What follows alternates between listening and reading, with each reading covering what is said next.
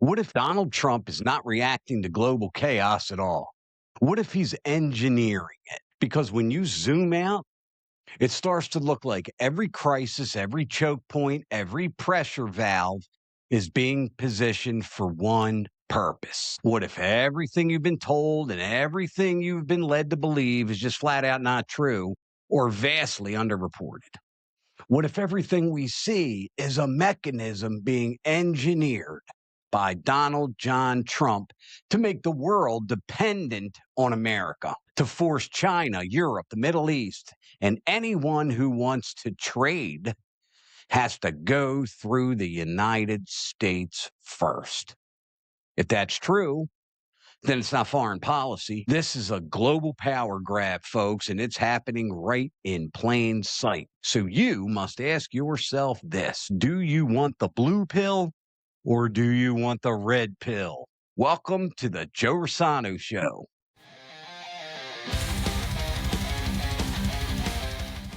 Think about what Donald Trump has talked about since he took office for his second term as the United States president. Greenland, Venezuela, the Panama Canal, the Strait of Malacca, the Strait of Hormuz, the Taiwan Strait, and the granddaddy of them all, the Asia Pacific.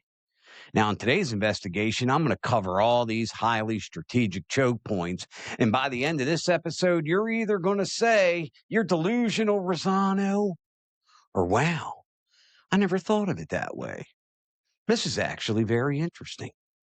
Now, before I get into this and show you all this and show you all these cool maps, I'm going to ask you to please click the subscribe button. Please hit like, share, comment, click the notification bell for our latest episodes of the Joe Rossano Show. Greenland and the Juk Gap. Why is this such a big deal? And who ever talked about Greenland before Donald Trump did in his second term, or actually before he even took office? I'm going to be honest with you. I forgot Greenland was even there. I couldn't even tell you where Greenland was on a map. That's how smart I am. But now I'm actually going to show you why Greenland seems to be so important to President Trump. So let's take a look here. Greenland controls the doorway between the Arctic and the Atlantic. It holds those rare earth minerals we keep hearing about. And what is in those rare earth minerals is such a big deal? Well, they're used for EVs, missiles, satellites, and advanced weapons. You see, the U.S. controls and blocks Russia and China from Arctic access and those minerals. They control that entire part of the region. If you look at Greenland, okay, consider this very carefully. Donald Trump doesn't like the cold. He's not putting a golf course in the middle of the ice. It's a big, gigantic strategic lookout tower all over the Arctic. If Russia moves, we see it. China moves, we see it. And that's why President Trump obviously thinks Greenland is such a big deal and has even talked about military action to take Greenland and to keep Greenland. Is it part of the strategic engineering from President Trump to make everybody dependent on the United States? So, if you're still not sure, let's take another look at something else, and something else nobody talked about, nobody cared about, nobody thought about, and that is our good friends in Venezuela.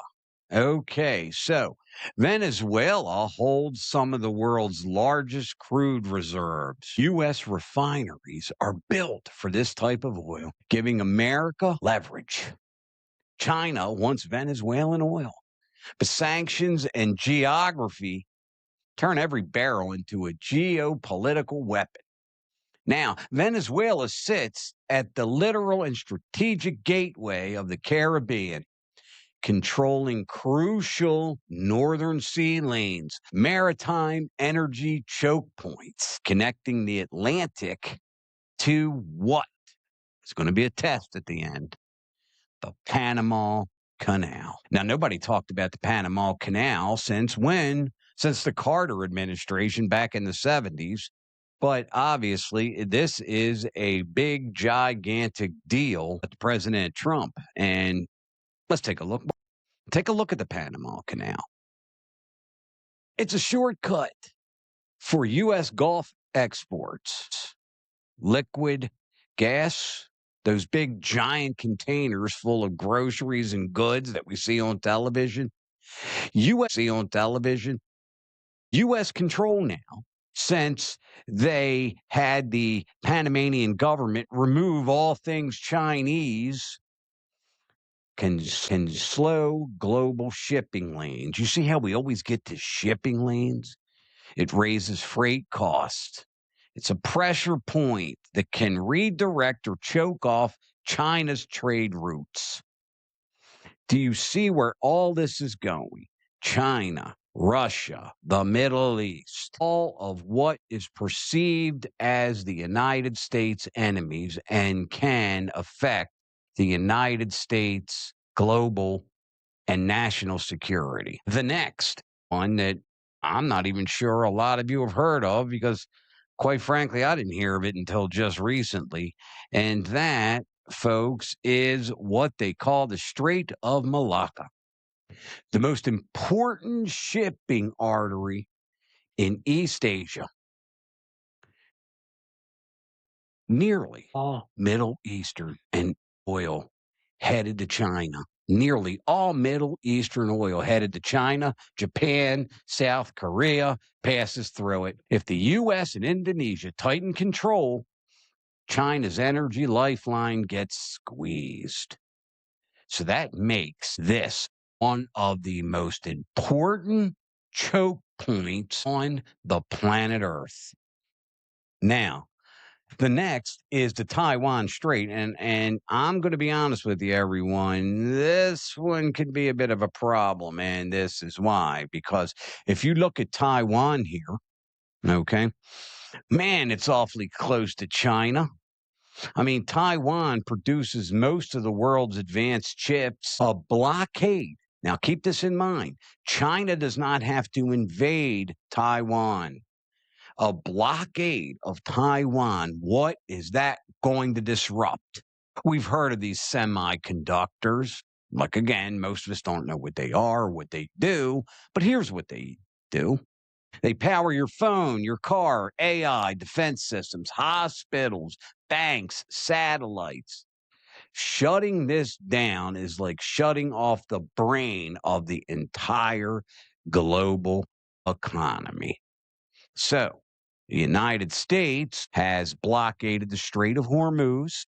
Think about that. And that choked off the energy supply. Now, if you want to ship oil to China, the United States has to say it's okay, which it did after the summit. It did. But China basically needed the United States permission to go through there. And that was vital. Anything that comes in and out of the Strait of Hormuz, where 20% of the world's energy comes from, and that's at least 80% to Asia, Japan, South Korea, China, you name it, United States is in control. And in Taiwan, that is why the United States protects Taiwan. Right there. In case you were wondering. In case you're wondering, I guess the United States must think that the people from Taiwan are a bunch of nice guys. No, that is where all of the semiconductor chips that, again, are in every darn thing we use electronically, that is where they are manufactured. Now, although the United States are the ones who do the blueprints for these semiconductors, for these chips, they're all made in Taiwan, about 90% of them. So again, a blockade by China of the Taiwan Strait and a block of all things Taiwan, that's the leverage right there. Now, speaking of leverage, I've got one more for you. So this is the granddaddy of them all and why this is so darn important.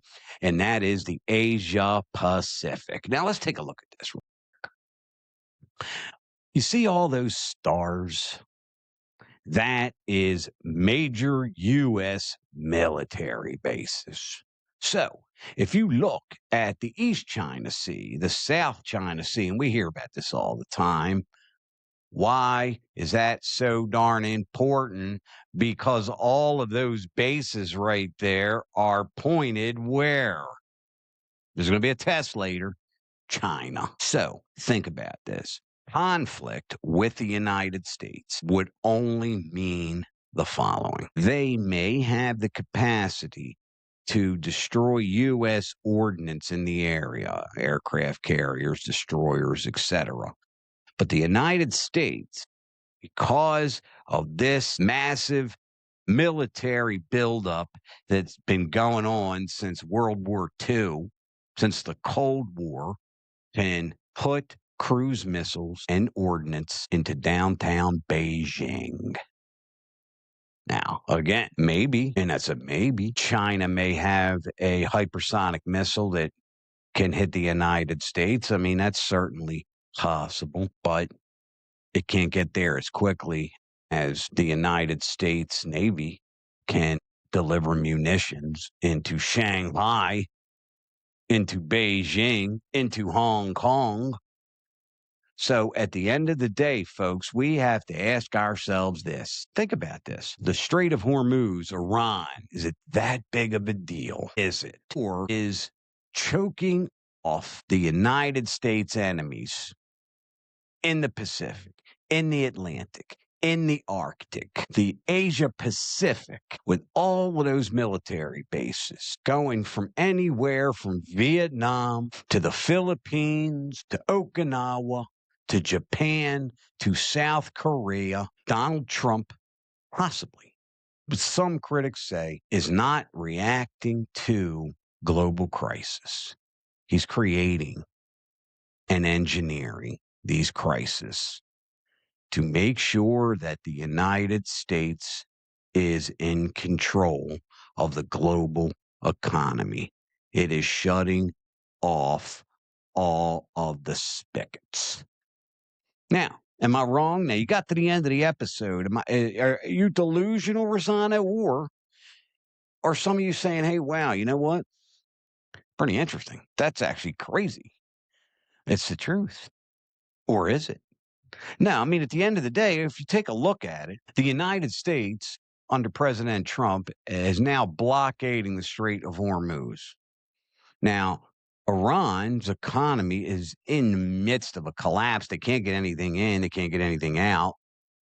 And the only way that Russia can get, and China, well, China primarily can get oil is if the United States says it's okay. And that's in Panama now. That's in Venezuela now. That's in the Strait of Malacca now. That's in the Asia Pacific now. The Taiwan Strait is the tipping point of why the U.S. protects Taiwan and why, according to the Trump administration, their position of defending Taiwan has not changed. See, let me know in the comments. As they say, fight me. Let me know if I'm wrong here. It just doesn't sound like I am. I mean, can all of this be a coincidence, my dearest friends and fellow Americans? Can it? Again, I kindly ask you to please take a moment to click the subscribe button, hit like, share, comment, click that notification bell for all latest episodes of the Joe Rossano Show. I always kindly ask folks when you get a moment and if the situation presents itself, to please adopt yourself a pet. God bless you, my dearest friends and fellow Americans. And we'll see you next time.